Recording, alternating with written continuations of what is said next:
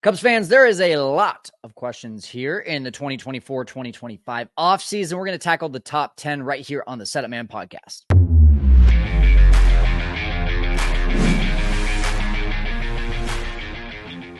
All right, Setup Nation, I am done grieving the 2024 season. I'm ready to move on to 2025. I know a lot of other Cubs podcasts out there have been talking about recaps and everything. I needed a break, to be completely honest. I'm one man. I'm one guy. I needed a break. I needed to mourn the season. I feel like I've mourned the season. I feel like I've grieved. I feel like I've watched enough playoff baseball. It's been exciting, too. I don't know if you guys have been keeping up, but these have been really fun games.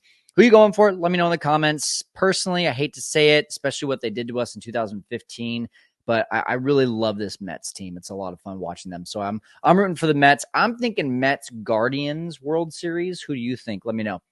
But anyway, I'm ready to move on. I'm ready to talk about 2025. There's a lot to talk about in 2025. There's a ton of questions. I started this out thinking to myself, hey, what's like the top 5 questions? And then that question led to another question. That question led to another question. And then I ended up having to condense 20 questions into 10. So these are the top 10 questions as we get ready to go through this. Before we do, I just want to let you know that, during the season, I'm doing a lot of breakdowns of games. There's not as much like podcasting type of things to do. Now that it's off season, now that we can talk a lot about rumors and trades and news and things like that, I'll probably be doing more podcasts. So if you're a passive podcast listener, i.e. you like listening and not watching, make sure that you're subscribed on the podcast. But if you like watching, if you like feeling like I'm in the living room with you or at your office with you, then make sure you continue to watch on the YouTube channel. Make sure that you subscribe and comment and like if you're watching on YouTube.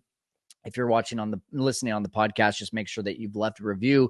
Really helps every single time that you guys do that. But I am going to be doing more historic game breakdowns in case you guys have not seen that yet. I did 1998, the game 163 against the Giants. That was a lot of fun. I had never actually watched that entire game all the way through. I don't know if you guys know this. I didn't become a Cubs fan until 1999. So I missed out on all the fun in 98, which really blows as I watch, wear my Sammy Sosa is still my favorite shirt. But watching that for the first time was a lot of fun. I rewatched the 2015 wild card game where Jake Arrieta was a beast against the Pirates, and Kyle Schwarber hit the most mammoth home run that stadium has ever seen, I think. And so go watch those. It's on the YouTube channel. I've got it even a nice little compact playlist for you called Cubs Historic Breakdowns.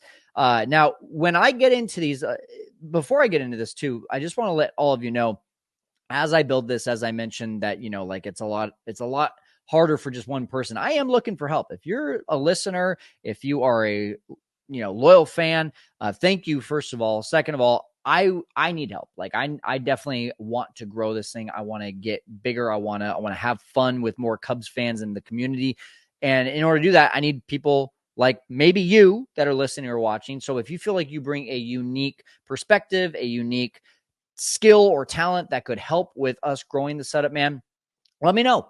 Email me, Kyle@setupman.net. Kyle@setupman.net. I would love to hear what you think you bring to the table. But let's go ahead and get into these top 10 questions. And as I get into these, I would love to hear from you one response on one of these. So if you feel really strongly about what the Cubs should do, or maybe what the Cubs are going to do, make sure that you take that one thing that I mentioned here or that one question I mentioned and let me know what you think the answer should be or is going to be for the Cubs here in the 2024-25 offseason. So without further ado, let's go ahead and start with our very first question. It is the number one question that everyone is wondering.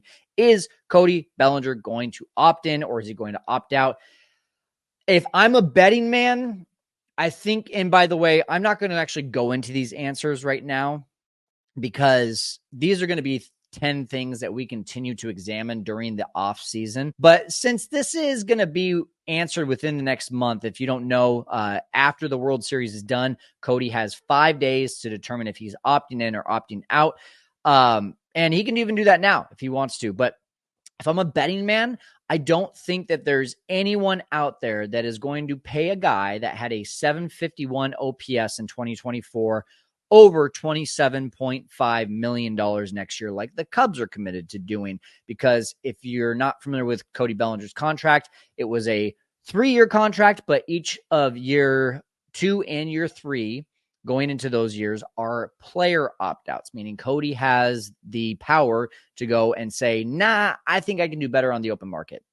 Now, in saying that, Cody and Scott Boras are probably talking right now about things like, hey, yeah, you don't have anyone out there that is going to pay you $27.5 million next year like the Cubs, or do that again in 2026 like the Cubs. However, you do have a number of teams out there that might pay you $20 million per year for the next 6 years and more guaranteed money, right? So he could look at it that way and say, well, would I rather take the guaranteed $120 million, or do I want to bet on myself for the next couple of years, put up a monster year, opt out after 2025, or let the whole contract go through and just hope that 2026 is a huge season?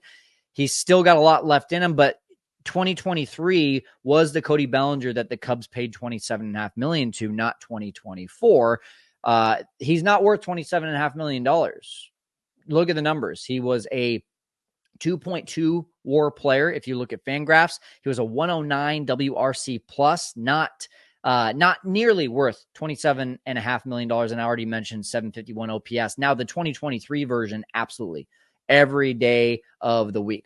4.4 WAR player, 136 WRC plus, and an 881 OPS, which would have led the Cubs this year, and did lead the Cubs last year in 2023. So if I'm a betting man, I think that he opts in.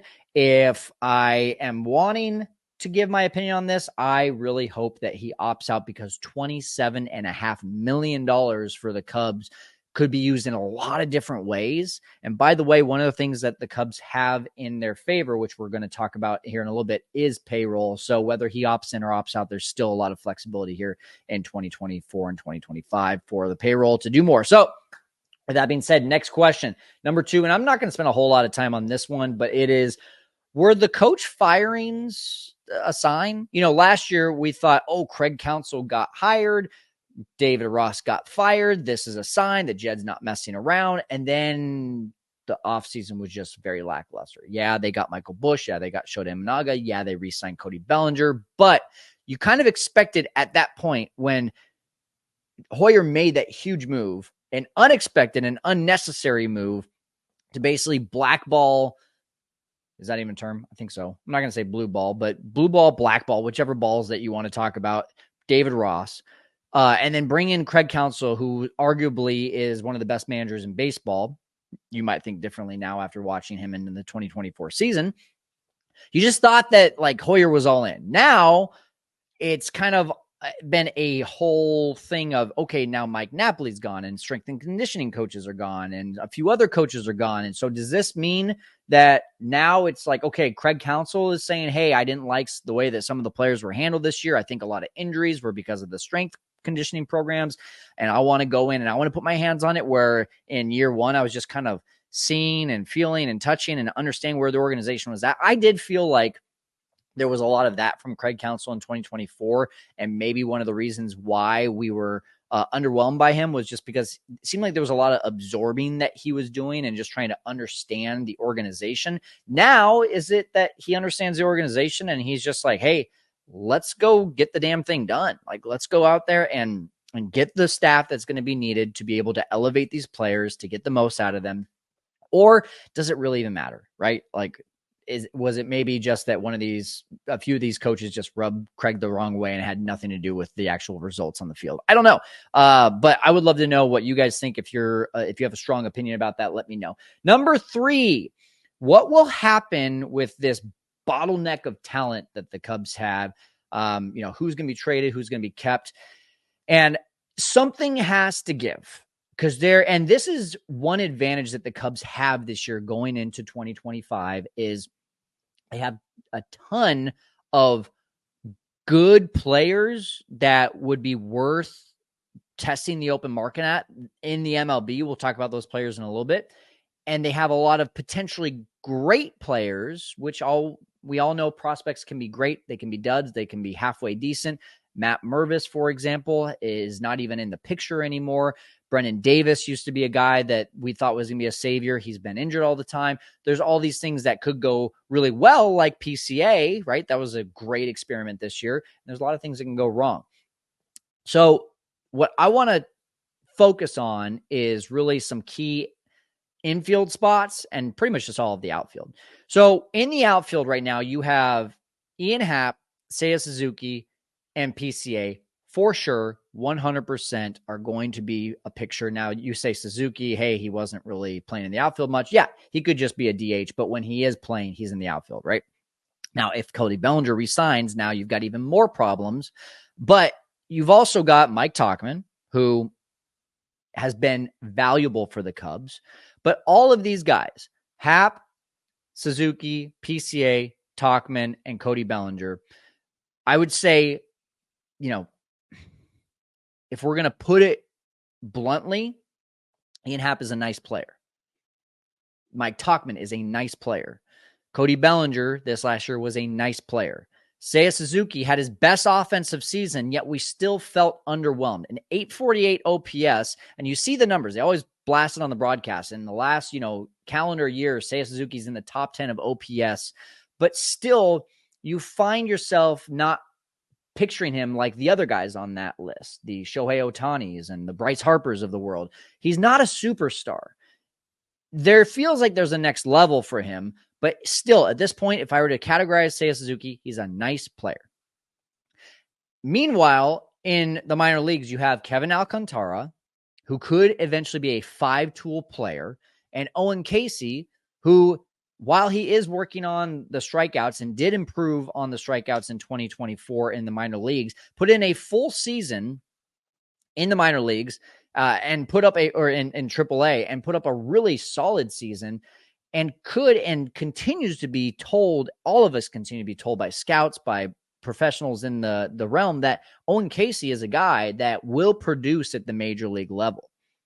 So this is the outfield picture, and the infield picture, you've got especially second base. That's really where I want to focus on. You got Nico Horner right now, if tomorrow started, is the opening day second baseman, but you have guys like Matt Shaw and James Triantos who are ready to produce at the major league level now. They showed up at AAA, they produced at AAA towards the end of the season, and they are ready for the major leagues now.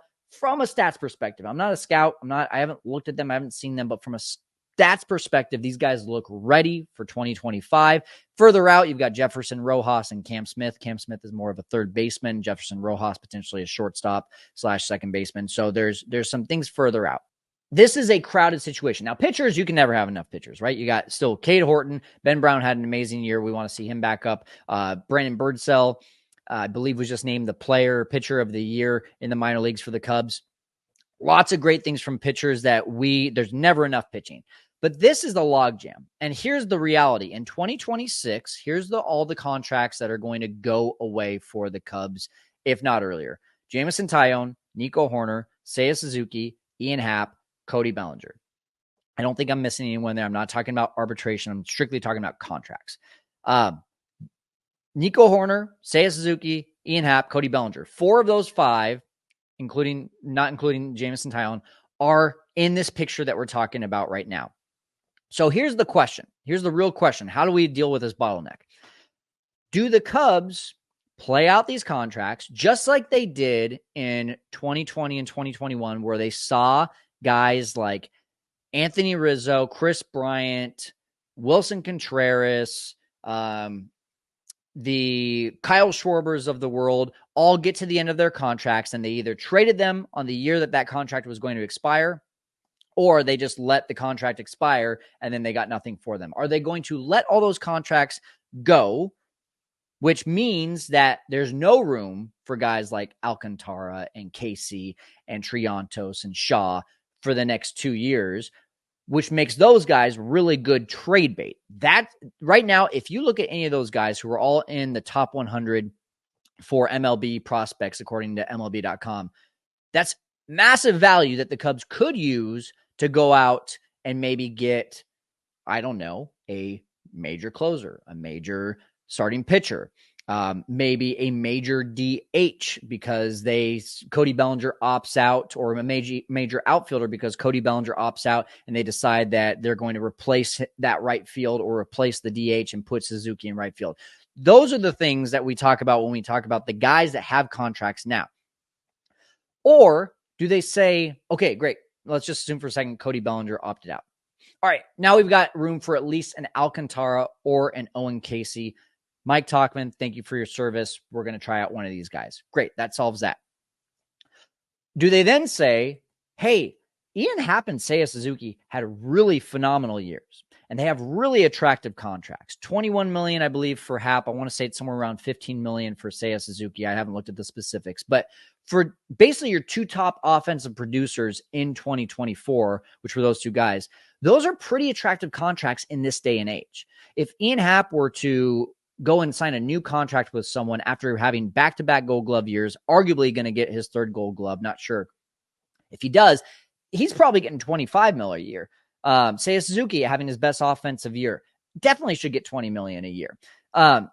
These are attractive contracts right now that the Cubs could say, hey, let's trade Ian Happ. Let's trade Seiya Suzuki. Not maybe both, but one or the other. And let's make room, legitimate room for Owen Casey and Kevin Alcantara, and maybe keep Mike Tauchman as that backup outfielder. I don't know what they're going to do there, but that's an option. And especially on the infield, I think the biggest question mark is Nico Hoerner going to get traded? Because if he does, you have a lot of options there. You can move Michael Busch over to second base. He became an extremely great fielder, where that was the biggest question mark for him in 2024. So can you move him over to second base and then go get a big first baseman, or keep him at first base and now promote Matt Shaw with even a backup of James Triantos? Those are some exciting things. And I think the way to look at this, when you really put this into perspective, it's like going to your favorite restaurant or trying out that new one, right? You know that you're going to get a, 8 out of 10 great meal at your favorite restaurant, but I'm not looking for an 8 out of 10 tonight. I'm looking for a 10 out of 10 right now. So I've heard about this great place. Let me go try it out. And I'm either going to be really excited that I got a great meal that was a 10 out of 10 and now I have a new favorite restaurant, or I'm going to be really bummed because it turns out it was more like a 5 out of 10, 6 out of 10. That's what we look at when we talk about prospects, right? When we talk about, hey, should we trade Ian Happ and make room for Owen Casey? Owen Casey could come in. He could be a Gold Glover. He's got an amazing arm, by the way. He could be a Gold Glover. He could put up better numbers than Happ, and he could be a lot more cost effective, which gives the opportunity for the Cubs to go and do more things with that extra money. And that could be replacing a guy who's quote unquote a 7 or 8 out of 10 with a 10 out of 10 situation. Or Owen Casey could come up and strike out 50% of the time and be sent back to the minors, just like how Matt Mervis was after 100 at bats. And then we're all disappointed and we want Ian Happ back. But here's the deal. These are the kind of risks that I believe the Cubs are going to have to take here in the 2024 going into 2025 offseason, because what they're doing now has not worked. 83 wins last 2 years. I don't think it's going to keep on working. I spent a lot of time on that one because I think that is one of the biggest questions. By the way, the number one question that I have to answer is going to be at the very end. Make sure you stay to the end. So let me know. I think there's a lot of things to talk about on just that, and we will end up talking a lot about that this offseason. Number 4 question, since I spent a lot of time on that one, we're going to speed through number 4. What are they going to do with the available payroll? Last year, around $230 million, arguably went over the 237 luxury tax threshold. Now, when you look at it, there's going to be a lot of flexibility, probably with Kyle Hendricks off, with the Hector Neris is now gone. A lot of that is going to be taken off. We're looking, if Cody Bellinger opts in, still around like 170 to 175. That means that Jed's got about 60 to 70 to play with. Then take out Cody Bellinger. Now suddenly you got like 90 to 100 to play with. That could be really exciting. So there's a lot of good excitement going on with the payroll. So does that mean, going into question number 5, will the Cubs get a superstar? If you think the Cubs are getting Juan Soto, I'm sorry, we're on different planets. It's not happening. It's just not happening. I don't care what is said. I don't care who you heard from. The Cubs have never spent over $77 million on a player, which was Dansby Swanson. They're not going to go and get a $500 million player, which is what Juan Soto is going to get. How about some other superstars, especially bats? Pete Alonso, no offense, not that good. Michael Busch had a better WAR than Pete Alonso this year, and he's a Scott Boras client. Scott Boras, all he's going to point at is how well Pete Alonso has done in the playoffs. and he's going to go for $25 million a year for 10 years. And you know that someone's going to be crazy enough to at least have that conversation. And I think the Cubs would be stupid to have that conversation. Now, if they can get Pete Alonso, trade Nico Horner, move Michael Busch to second base, something in those realms, but Alonso comes in on kind of like a Cody Bellinger deal, maybe, but he has not been a producer ever since his rookie season where he hit over 50 home runs. He had somewhere around like a 5 WAR. Ever since then, he has not reproduced that season. He's had some good seasons. He's a prolific home run hitter, but the last 2 years, he has had bad average seasons. His OPS, his slug is dipped down. I don't see him being a good fit. What about Willy Adames? Could he reunite with Craig Counsell? How about Alex Bregman? How about Corbin Burns? How about Max Fried?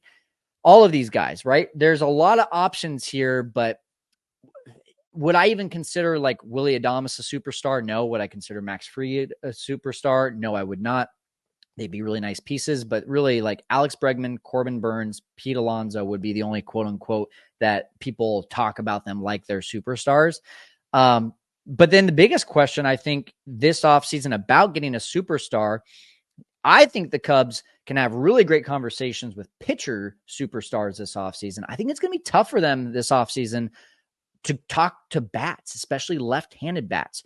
When you look at the numbers for guys in Wrigley Field this year, both home and away, they just didn't slug.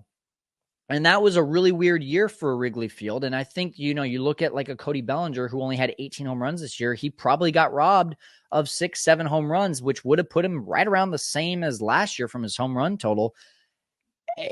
Is it possible that Cody Bellinger didn't have a bad year? He just had a Wrigley Field year, right? And that's the question that a lot of these bats, I think, are going to have going into the offseason. I think the Cubs are going to have to find a way to be able to sell big superstar bats on this new version of Wrigley Field if it continues.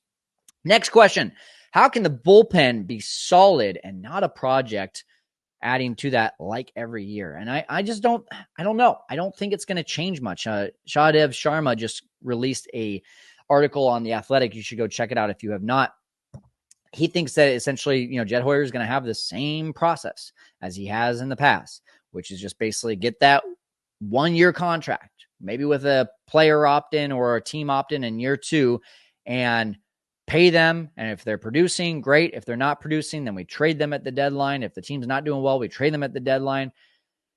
And I think that's what he's going to do again. And it's unfortunate because Marquis also posted this today. I've got it in front of me here. First 81 games, Cubs, 4.52 ERA as a bullpen. 17 blown saves. That was the second most. That ERA, by the way, 25th. Last 81 games, 3.08 ERA, which was 4th, and 9 blown saves, which is 6th fewest. Now, we have one guy in the bullpen that went from opening day to the end, and that was Drew Smyly. When you go into the season with these like, hey, if these guys do as well as they did last year, then we're looking pretty good, rather than guaranteed guys that are seasoned, that have proven that they can do it, or at least having guys like the Porter Hodges and the Ben Browns come up that can show us what they've got. That's what I would like to see more of. There's Michael Arias, there's Cade Horton, there's Brandon Birdsell. There's a lot of guys that can come up either as starters or relief guys that will give me more excitement about this bullpen and show that there's more of a plan, because when you bring up prospects, the plan, right, is to see what can they do, but not in leverage situations. There needs to be leverage. I would love to see Jorge Lopez resign. I would love to see Tyson Miller back with this team. I would love to see Porter Hodge do what he did over a full season. Is that going to happen? I don't know. Is there anyone else out there that they can get? Tanner Scott is the best free agent out there for relievers. Will they go after him? Will they make trades? Outside of Tanner Scott, there's not a whole lot. There's Jeff Hoffman. There's, Aroldis Chapman. I'm just looking at the list right now. There's not a lot of options. There's really not. So how will this bullpen end up shoring up? But at the very least, they ended up 12th in ERA at 381 in the league, which is fine. This bullpen, though, needs a big closer. They need a reliable arm at the end. And that leads me to my seventh question. Will they go after a big closer or a big starter? I've already mentioned Corbin Burns. I've already mentioned Tanner Scott. I've already mentioned Max Fried. How about Jack Flaherty? Amazing bounce back season. After almost a 5 ERA in 2023, he had a 3.17 ERA in 28 starts between the Tigers and the Dodgers. Jeff Hoffman, just mentioned him again. He was a 2.1 WAR guy in 2024, low 2 ERA. But if you look at his track record, 2 decent seasons the last 2 years that were preceded by a lot of not so good seasons. So really anything that you look at that doesn't involve those 4 or 5 names is going to come via a trade. And this is, again, going back to that third question I asked, where will the talent go? I think the biggest thing that the Cubs could do right now while they try to figure out what position will give us that big bat is find out which of those position players that are either currently on the roster or that are not going to see any playing time in the next 2 years and deserve to be in the majors. Where can we ship those guys off to get that big closer, to get that big starter? Let me know what you think about that in the comments. I think that's a big one is, who's it going to be when it comes to a big starter or a big closer? And then that also leads me to, we've already talked a little bit about it, but they have to get a big bat, right? 14th in OPS, 17th in average, 12th in runs, 20th in home runs. This team did not slug. If you're going to be 17th in average, at least be in the top 10 in home runs or slug. If you're going to be in the bottom third in home runs, at least be in the top 10 in average. It was a very unbalanced.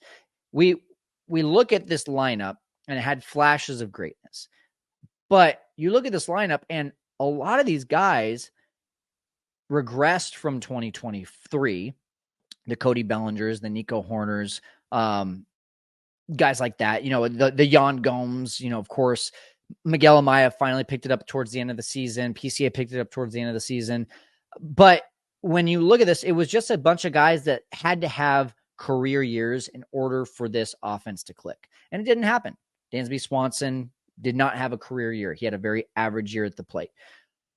So they have to get a big bat, right? They have to get someone that is going to carry this team even when the rest of the team is not playing well, is not hitting well. Someone has to be the consistent slugger that can go up there any at bat and hit a home run. So who's it going to be? I don't know. I really don't know who that's going to be. We've talked about Pete Alonso, but outside of that, again, I don't think they're going after Juan Soto. I don't know where this guy comes from. I don't know where this big bat comes from. There's been a lot of talk about Vlad Guerrero the last couple of years, the Bo Bichette's of the world the last couple of years, Alex Bregman. But do those guys actually go from rumors to serious? I don't know. It's going to be a question that we are going to continue to look at throughout this offseason. And that leads me to number 9, and we're getting towards the last question here, which I think is the most important. Who's going to be the starting catcher? Who is going to be the 1-2 punch? Miguel Amaya is going to be back there, but Miguel Amaya was god-awful the first half of the season, and then he was amazing the second half of the season. He was phenomenal. He was the guy that you wanted. And that was the problem with a lot of the offense. There was this low lows and high highs. If you even get somewhere in the middle there with Miguel Amaya, and he can learn to start throwing guys out, you have a starting catcher. But he's not there yet. I don't want to go into 2025 with Miguel Amaya as our starting catcher. I would like to see a different plan. But once again, where are you getting this? If you look at the free agents, there's not a whole lot of excitement. You have a lot of old guys or a lot of really underperforming catchers. You have Moises Ballesteros coming up in the system.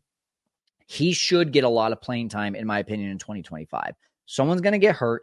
He's going to be part of the 1-2 punch with Miguel Amaya and Moises Ballesteros. But there's a lot of question marks. If you look at the numbers too, I know we see a lot of highlights and stuff, but Moises Ballesteros is not a savior at the plate. He's a really good hitter with a really good swing, but he had a lot of ups and downs as well. And in the minor leagues, you got to imagine, you got to kind of put this, hey, if they have ups and downs in the minor leagues, you got to magnify that to the major leagues because there's such a gap between AAA and the majors.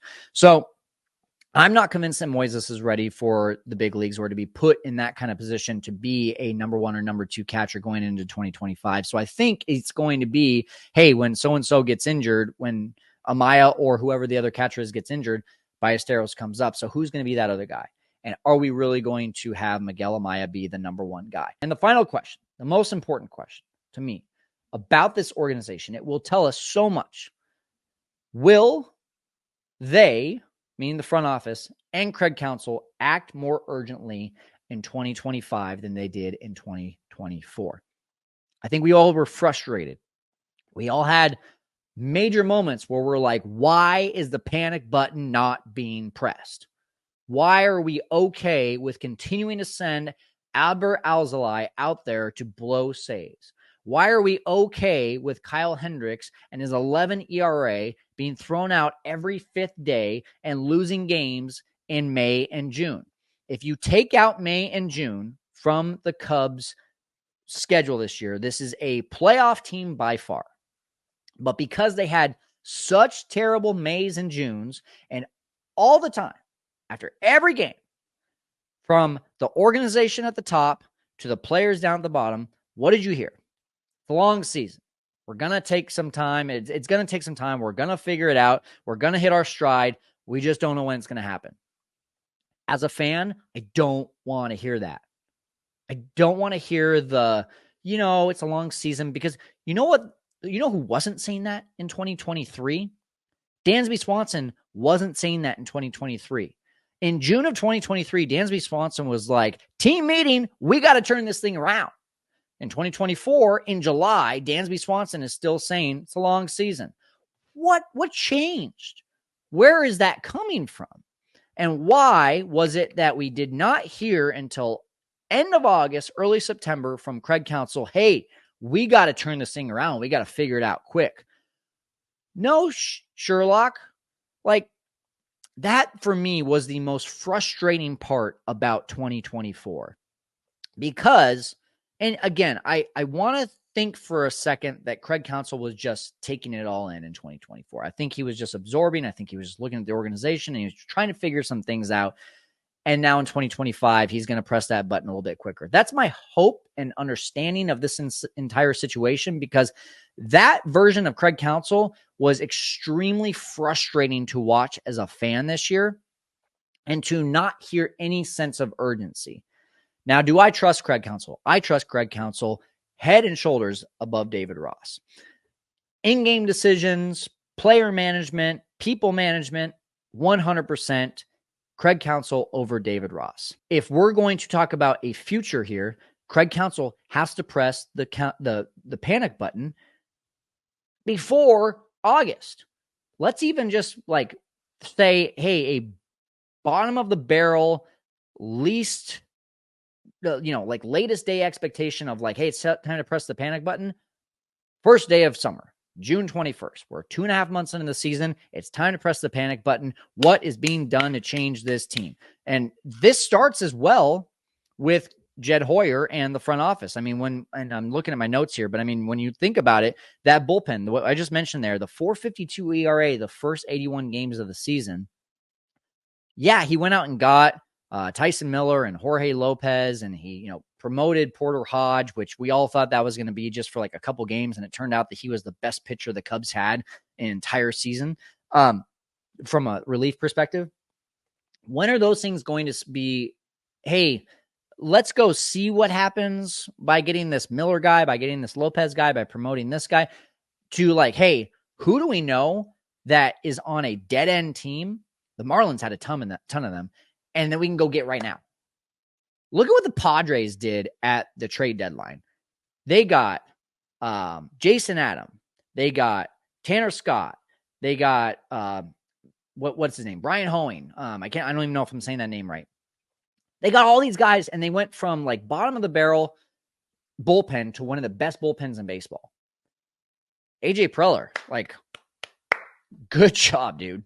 I want that. I want Jed to see a problem and proactively fix it, and not just say, hey, we've got these guys and we're going to just run with them, because that didn't work this year.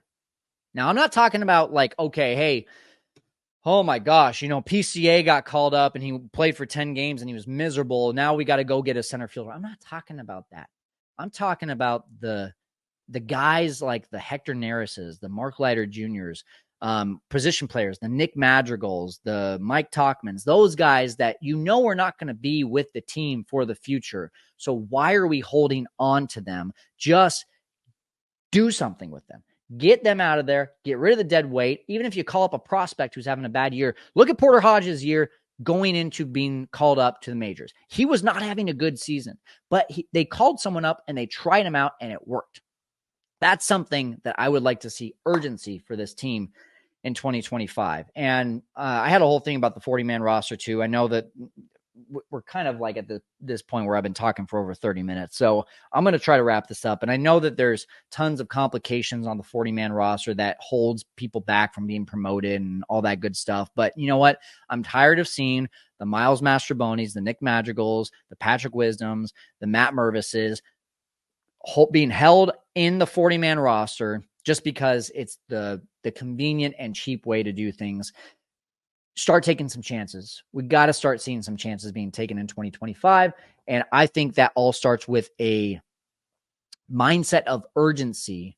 And I think with Jed Hoyer being in his last year, he's going to have some sense of urgency compared to this last year. That's the only thing I have going for Jed right now, is that because it's his final year of his contract, he's going to be motivated to do some things. I just hope that he doesn't do things that handcuff this team for years and years to come.